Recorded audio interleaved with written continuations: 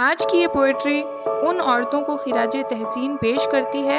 جنہوں نے اپنی مضبوط محبت اور بھرپور مہربانی سے ہماری زندگیوں کو بہترین شیپ دیا۔ ہماری دادیاں اور نانیاں جنہوں نے ہمارے اندر ہمدردی، سہانوبھوتی اور بے غرضی کی ویلیوز کو پیدا کیا، جنہوں نے ہمیں ایکچوئل میں انکنڈیشنل لو کا مطلب سکھایا۔ تو چلیے آج اس ویڈیو میں ہم ان غیر معمولی عورتوں کو بڑے شوق سے یاد کرتے ہیں جن کی یادیں ہماری حوصلہ افزائی کرتی ہیں اور ہمیں قدم قدم پر گائیڈ بھی کرتی ہیں۔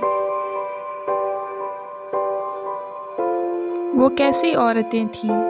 جو گیلی لکڑیوں کو پھونک کر چولہا جلاتی تھیں،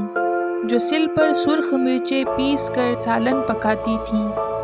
سحر سے شام تک مصروف لیکن مسکراتی تھیں،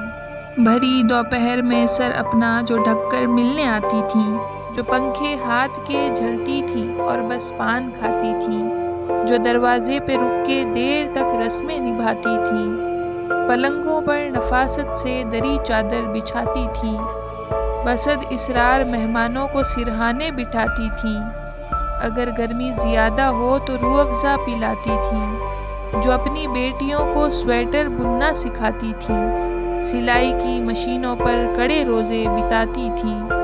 بڑی پلیٹوں میں جو افطار کے حصے بناتی تھیں، جو کلمے کاڑھ کر لکڑی کے فریموں میں سجاتی تھیں، دعائیں پھونک کر بچوں کو بستر پر سلاتی تھیں اور اپنی جاں نمازیں موڑ کر تکیہ لگاتی تھیں، کوئی سائل جو دستک دے اسے کھانا کھلاتی تھیں،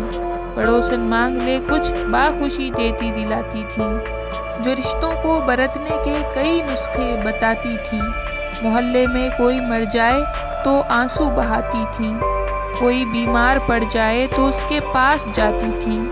کوئی تہوار ہو تو خوب مل جل کر مناتی تھیں۔